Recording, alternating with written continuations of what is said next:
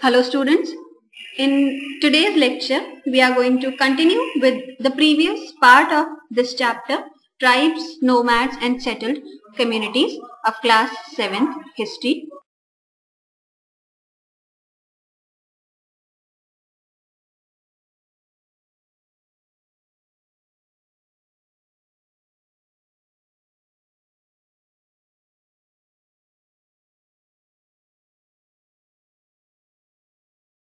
In the previous lecture, we studied how the tribals and nomadic communities prevailing in ancient India were conducting their lifestyle, what was the division of society, how the society was divided. We mentioned that the major society was divided into four varnas: Brahman, Kshatriyas, Vaishyas and Shudras. What were their functions and how the tribal communities were different from the rest of the society.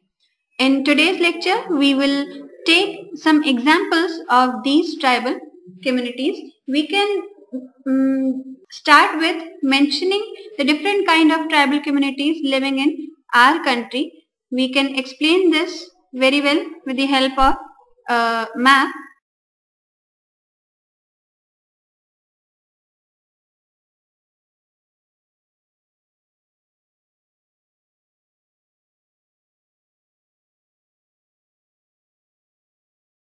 India from north to south was covered with dense forest areas in older times, giving the tribal communities a very good chance to survive and to flourish in these areas. Different kind of tribal communities prevailed in different zones of the country. To start with the northern zone, we found Gakhars, Kokhars, Langas in these northern part of the country.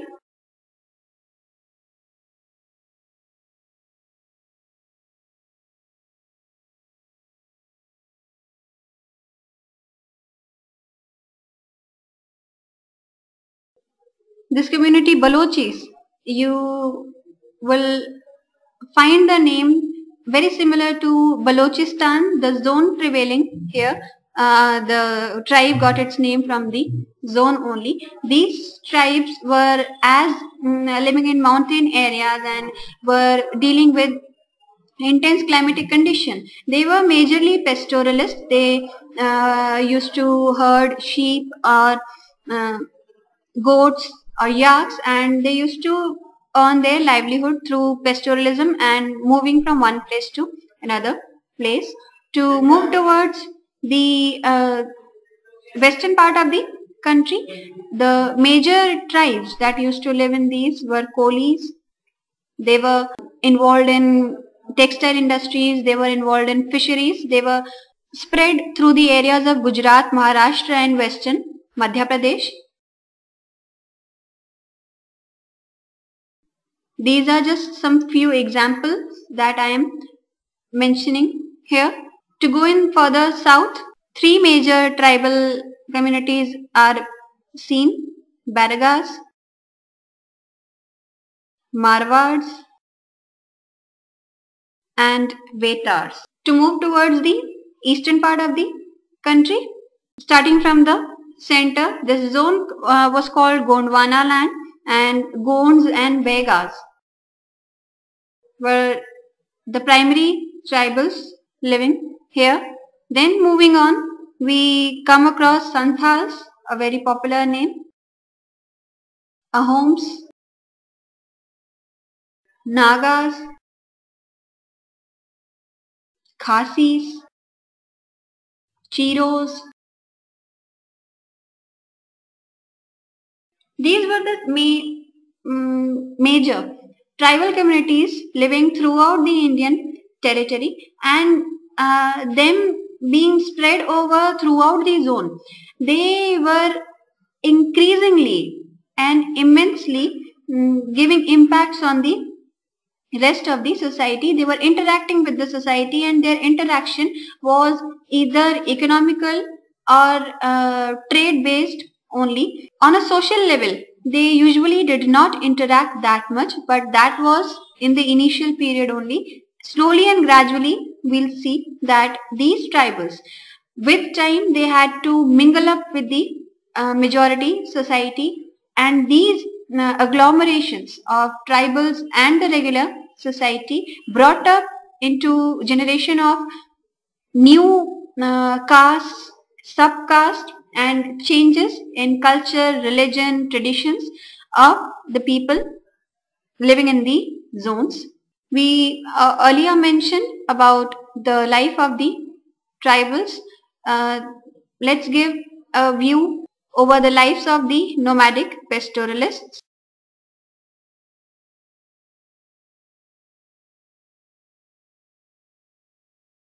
As the name itself states, nomads, that is people who move from one place to another place to search for grazing areas, to search for trading areas, or those who do not have a stable household, a stable settlement for life, are known as nomads. Pastoralists are people who basically deal with animals and trading activities. They are rearing animals, they are trading, buying and selling cattle, horses, sheep, whatever animal they are dealing with. So if both of them, the communities are merged, we come over the nomadic pastoralists, that is people who are moving from one place to another place, either in search of grazing pasture lands or in search of new trading centers.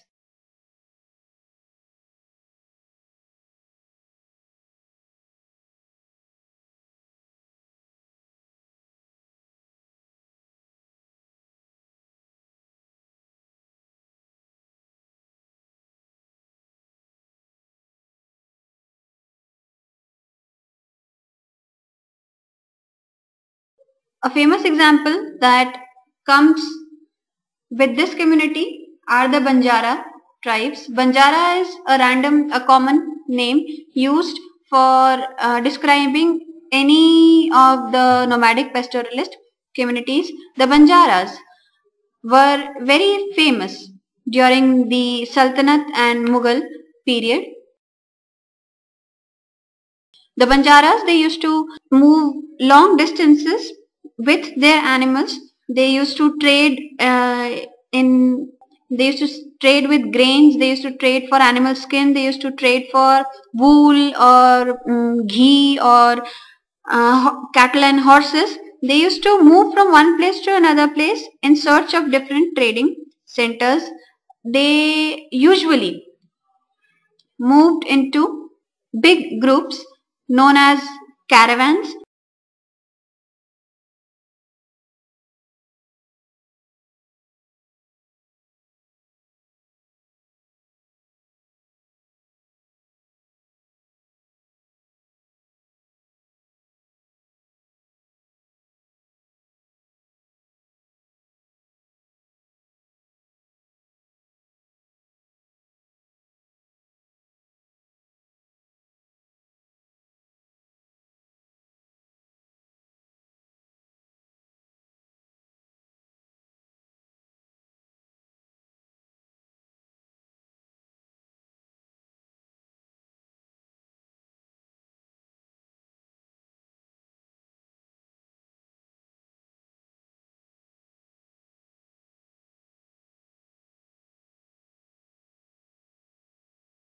The Banjaras, because they did not have a settled life, they used to move with not just a few objects of requirement. They used to pack up every required, every essential item with them, and would move from one place to another place. They used to carry their household, wives, children, everything along with them, and would travel long distances from place to place, and mm, do trading and different kind of activities. Banjaras were involved in trading, and at the same time they were entertainers as well.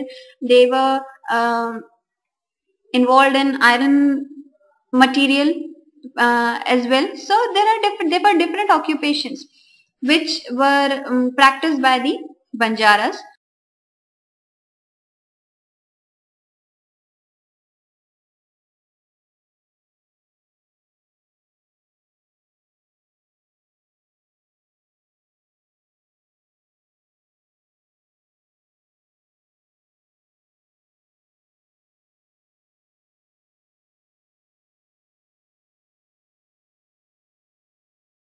The size of these caravans or tandas, as I wrote earlier, was enormous. It was not a group of 10 or 15 people moving from one place to another. The size of these caravans could extend to thousands, as in the example that I would like to quote here from Alauddin Khilji's reign, that the Banjaras in his reign used to travel selling wheat in the empire, and the Tanda at that time was comprised of around 1 lakh bullocks carrying grain and moving from one place to another place. So it was the enormous, a very big size of a group to move from one area to another area, to pack up everything and then rush to another possible economic center. So we see that Banjaras were important tribes in these zones.